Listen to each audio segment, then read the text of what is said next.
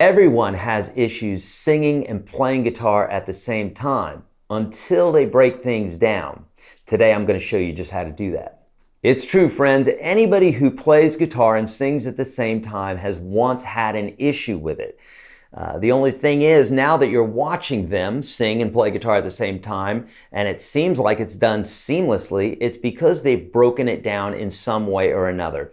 I'm going to show you what I've taught my students for years that works 100% of the time if you actually do it. And it's really simple, okay? It's really truly a matter of just breaking things down into bite-sized pieces. So let's talk about it. Ultimately, you have singing and you have playing guitar. So we need to divide those things in the beginning totally separately. Now, let me explain to you how the brain works.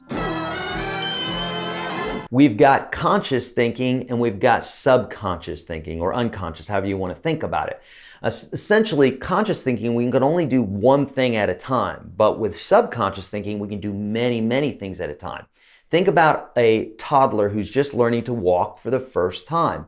They're super hyper-focused on not falling down because they haven't done this before. And any new thing really, truly requires a lot of hyper-focus. It can't be done in the subconscious brain. We have to consciously think, okay, because this is something new, we're learning it, we're taking in a lot of information, right? Fast forward and take that child, and now they're an adult and they've done plenty of walking. Now they're subconsciously doing these things where they could be looking at a cell phone and walking at the same time. You can't do that when you're consciously thinking, right? So the subconscious is taken over, is walking, and consciously you're reading an email or something like that. You need to think the same way about singing and playing guitar at the same time. So we want to break this down. We have singing, we have playing the guitar. So the way you would want to do this, let's say I was doing Folsom Prison Blues, right? If I was singing Folsom Prison Blues, the first thing I'm going to want to do is I want to know the chords. And I don't want to have issues with the chords. I want to get to the point where I don't have any issues with the chords. So you want to take the individual pieces of this, okay? So let's think about it. There's singing and playing. We can think about that as kind of the 30,000-foot view. For singing, we need to know the lyrics. We need to know the melody and be able to sing the melody. We need to not be tripping up over the lyrics. So those things need to be put into our unconscious or our subconscious mind. The only way we can do that is by repetition over and over and over again. There's some other tricks too to memorizing that thing, but that's how we have to do. We have to separate those things. And with guitar, we have things like chords. We have things like staying in time. We have strumming rhythms. Maybe little licks and stuff like that we have throughout. When to change the chord, how long to hold the chords, those sorts of things.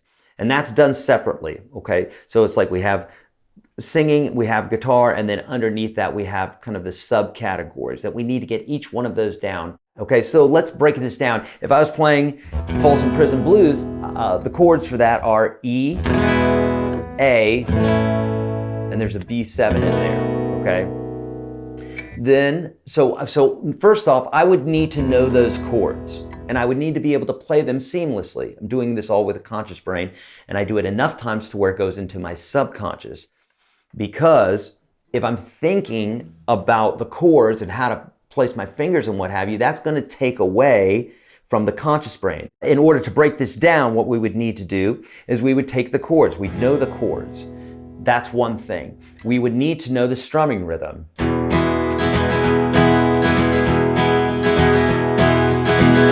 Etc.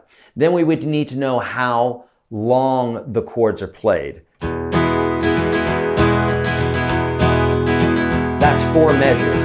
Santa coming, rolling around the bend, right? I need to know how long we're playing that chord before we shift into another chord. Getting that strumming rhythm down separately is a whole nother thing. If you don't have that, that would be like juggling with 3 balls and then saying, well, I can't juggle 3 balls. Let's throw a 4th ball in there and see if that's going to help. That won't help, right? We would need to cut back on how many balls we were juggling. So you want to make sure you have the chords down pat before you even get started. You want to make sure that you have the rhythm part down, just the strumming rhythm without the chords. You want to make sure you have that down pat and built into your subconscious by doing it over and over again to where you're like, I got this. Then what we do is we start bringing those parts together, not even looking at singing yet. We're still talking about the guitar part. Then once we bring the chords in, we're playing those fine, we're playing the strumming rhythm fine. Now we put the two together, right? So you can think about that, isolate the pieces of the rhythm or the guitar part separately, get those down one at a time first, shifting or first getting your chords, getting the strumming rhythm, now being able to shift from one chord to the other, those bits and pieces, okay? We got those, we set those aside. We come to the singing part. If you don't know the lyrics and have those down pat, then you're going to have a real difficult time switching from chord to chord once we bring that in. So you want to make sure that those lyrics are memorized perfectly. You want to be able to sing the song seamlessly without playing guitar. Also doing this, friends, if you do this way, by breaking it down the way that I'm telling you, you will have lots of little wins along the way and you will actually feel the progress. A lot of folks that are just trying to play guitar and sing all at the same time, they don't feel that progression. They just feel a bunch of frustration because they're trying to do it all at the same time. That's not the way our brains work. We need to allow our brains to work properly the way that they were designed to do. So take all your guitar parts down, break those down, your lyrics, your melody, make sure the song's in your key and that sort of thing, and break that down separately. Then what you want to do is bring the two together. And you don't want to do it all at the same time, right? So you want to go, I hear the train a-comin', it's rolling around the bend, and I ain't seen the sunshine since I don't know when, right? We're not adding the rhythm yet. Folsom Prison, and time keeps dragging on, right?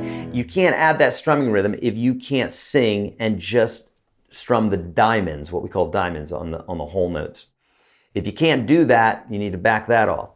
Once you can do this properly, then you're going to go, I hear the train a-comin', it's rolling around the bend, and I ain't seen the sunshine since I don't know when, right? So now we're making it a little bit more difficult. Once you can do that, then you're going to add the strumming rhythm. I see the train a-comin', rolling around the bend. Now, that's going to be difficult as you start adding these things in. There's going to be a point where you start slowing down. So how do you make that easier? You slow it down and you break it down.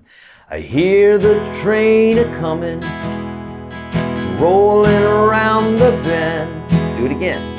See the train a-comin', it's rolling around the bend. So slow it down to whatever speed is going to be comfortable for you and repeat parts.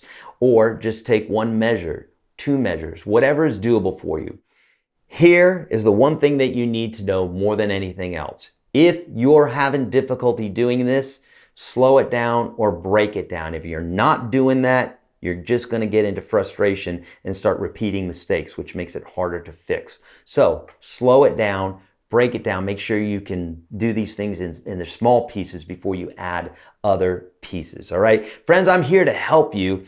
Click on that link for the Unstoppable Guitar System Standard, which is 36 of my most powerful videos. Over 750,000 people have gone through this and it's absolutely changed their guitar lives. It'll do the same for you. Click on that link, friends. I'm here to help you. I'll see you in the next video. Subconscious can do, dear Lord, come on. Come on.